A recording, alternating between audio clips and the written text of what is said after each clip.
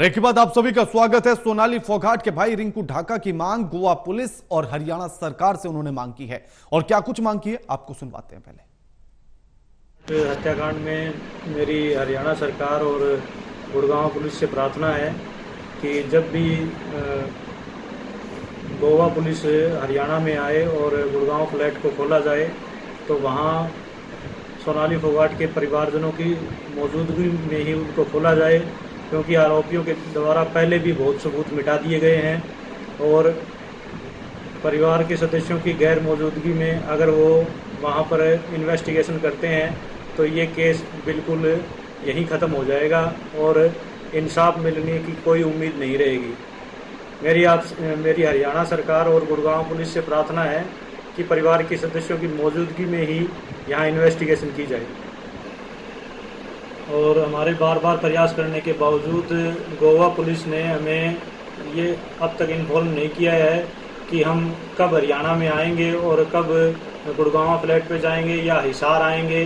हमारे बार बार पूछने के बावजूद हमें गोवा पुलिस के आने के बारे में कोई सूचना नहीं है। और अब हमारे साथ हमारे सहयोगी डॉक्टर महेश कुमार लाइव जुड़े हुए हैं न्यूज रूम से। डॉक्टर महेश, टोटल न्यूज लगातार इस सवाल को उठा रहा था और सोनाली फोगाट की डेथ के एक दो दिन बाद मैंने आपसे सवाल भी पूछा था कि क्या इस पूरे मामले में कोई राजनीतिक षड्यंत्र भी नजर आता है। इसी बात को कल जब आप उनके जीजा से बात कर रहे थे उन्होंने इस बात को रखा। आज उनके भाई ने जो भी बयान दिया वो भी यही कह रहे हैं कि हमें इस बात का सबसे बड़ा डर है कि कहीं सबूत ना मिटा दिए जाए।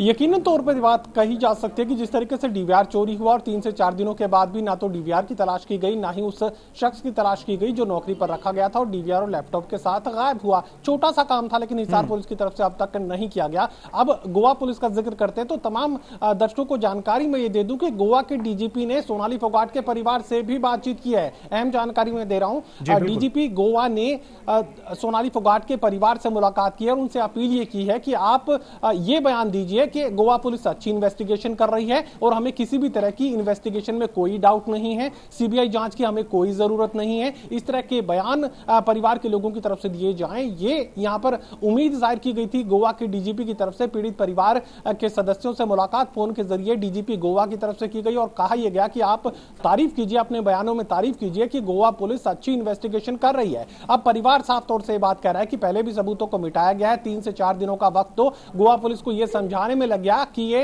हार्ट अटैक से मौत का मामला नहीं है बल्कि एक सोची समझी साजिश के तहत मर्डर सोनाली फोगाट का किया गया है। उसके साथ ही अहम जानकारी जो परिवार दे रहा था वो ये भी था कि 376 भी लगाई है, यानी दुष्कर्म भी लगातार सोनाली फोगाट के साथ उनके पीए सुजीत सांगवान की तरफ से किया गया था और ब्लैकमेल लगातार उन्हें किया जा रहा था। यानी पूरी साजिश को आप बेनकाब कीजिए। परिवार लगातार ये बात कह रहा है कि सिर्फ सुधीर सांगवान और सुखविंदर सांगवान इस हत्या के मामले में दोषी नहीं है, दोषी असल कोई बड़ा राजनीतिक नाम हो सकता है और इसी की आशंका परिवार लगातार जाहिर कर रहा है। परिवार को यही डर सता रहा है कि अगर कोई बड़ा भारतीय जनता पार्टी का नाम या किसी भी राजनीतिक दल का, सिर्फ भारतीय जनता पार्टी नहीं किसी भी राजनीतिक दल का अगर नाम अगर सामने आ जाता है तो यकीनन फिर गोवा पुलिस के लिए आगे की इन्वेस्टिगेशन को बढ़ाना मुमकिन नहीं होगा। और यही वजह है कि परिवार लगातार ये कह रहा है कि सीबीआई जांच इस पूरे केस की जाए ताकि असल नाम जो है, असल जो गुनहगार है वो सामने आ सके। बिल्कुल, क्योंकि अब इसमें एक अहम सवाल यह भी उठता है कि अगर गोवा पुलिस परिवार से आकर बातचीत करती है और वो ये कहती है कि अपने बयानों में आप गोवा पुलिस की तारीफ कीजिए और इस जांच को सिर्फ हमें ही करने दीजिए, आखिर सीबीआई तक ये जांच क्यों देने से डर रही है गोवा पुलिस?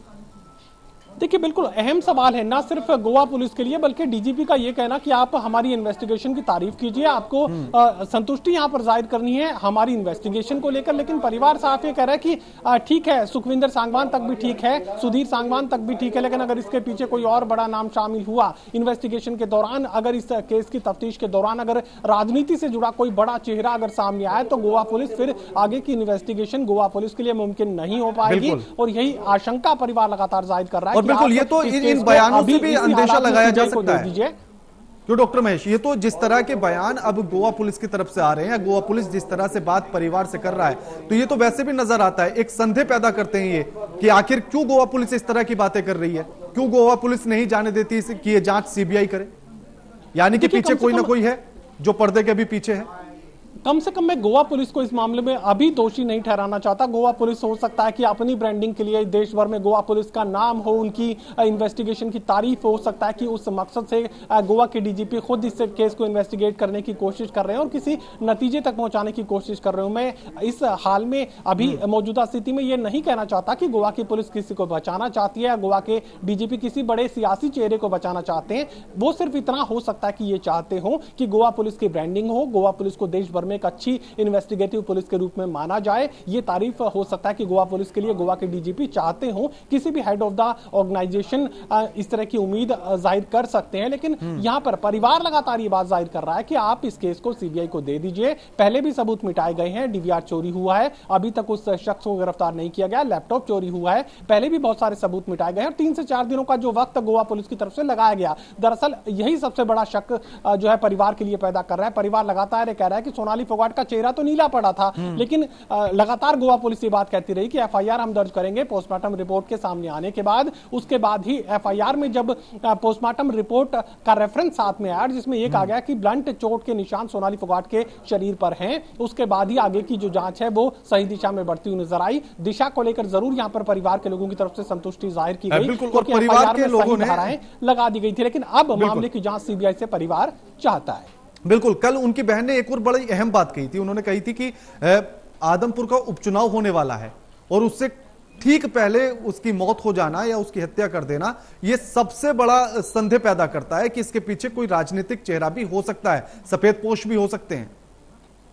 देखिए, यकीनन उनके जीजा की तरफ से, उनकी बहन की तरफ से भी ये बात कही गई थी। अमन पूनिया लगातार ये बात जाहिर कर रहे थे कि चुनावी ये पूरा मामला हो सकता है, राजनीति से जुड़ा कोई बड़ा चेहरा हो सकता है। आदमपुर उपचुनाव चूंकि सामने आने वाला था, तो ऐसे में परिवार कम से कम इस मामले की कड़ी चुनाव से भी जोड़ रहा है और ऐसे में लगातार ये मांग कि सीबीआई को ये केस सौंप दिया जाए, क्योंकि हो सकता है कि कोई बड़ा चेहरा सामने आए। उसके बाद गोवा पुलिस के लिए आगे की इन्वेस्टिगेशन करना मुश्किल नहीं नजर आएगा। उसके बाद गोवा पुलिस कहीं ना कहीं रुकती हुई नजर आएगी और ऐसी स्थिति पैदा ना हो, इसी मकसद के साथ परिवार लगातार अब इस पूरे मामले को सीबीआई को देने की बात कर रहा है। हरियाणा के मुख्यमंत्री इस पर सहमति जाहिर कर चुके हैं। गोवा के मुख्यमंत्री प्रमोद सावंत से इस बारे में बातचीत कर चुके हैं। प्रमोद सावंत खुद ये कह चुके हैं कि इन्वेस्टिगेशन अच्छी हो रही है, लेकिन अगर परिवार सीबीआई को केस देना चाहता है तो उन्हें कोई आपत्ति नहीं। लेकिन बावजूद इसके, चूंकि ये मामला सीबीआई के हाथों तक अभी तक नहीं पहुंचा है, परिवार लगातार आशंकाओं से घिरा हुआ है।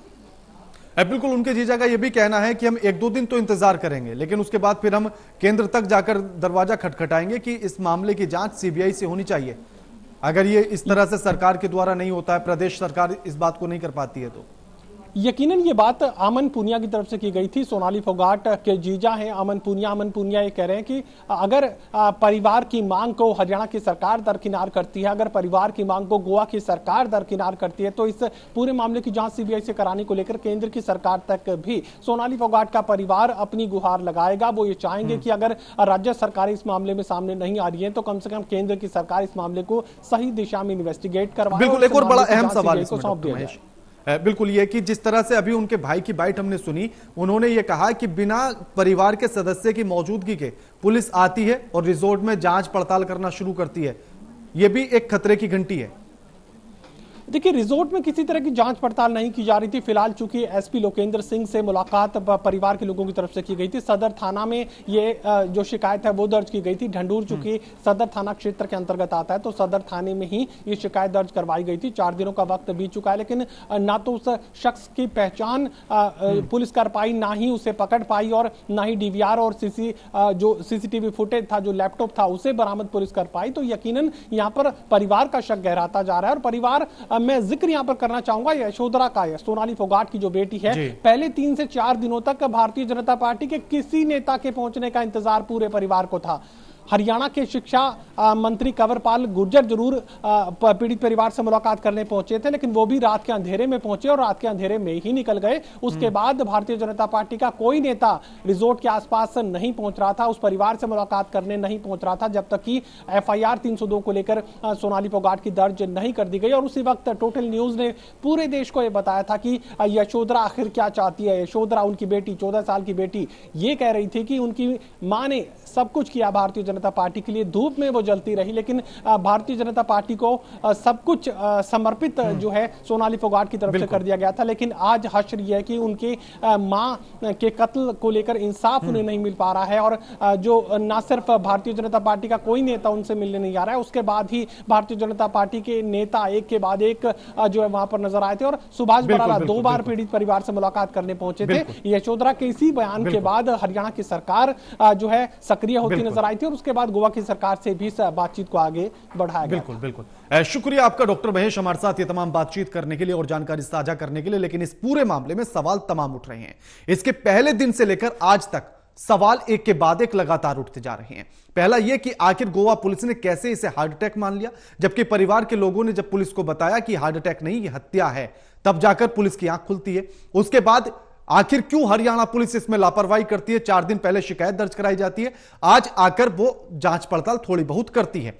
उसके बाद आज डीजीपी का बयान आता है। गोवा पुलिस जब मुलाकात करने जाती है तो वो कहती है आप कहिएगा अपने बयानों में कि आप संतुष्ट हैं, सीबीआई को मामला ना जाए। ये तमाम सवाल हैं। और हत्या होने के बाद, यानी कि उनकी मौत होने के बाद सोनाली के, आखिर बीजेपी का कोई भी नेता क्यों नहीं पहुंचता है उनके परिवार से मिलने के लिए? और जब इस सवाल को टोटल टीवी उठाता है तब जाकर एक एक करके नेता मिलने के लिए पहुंचते हैं। ये तमाम सवाल ऐसे हैं जो हर बार संदेह पैदा कर रहे हैं कि आखिर ये इतनी सारी चीजें कोइंसिडेंट नहीं हो सकती हैं।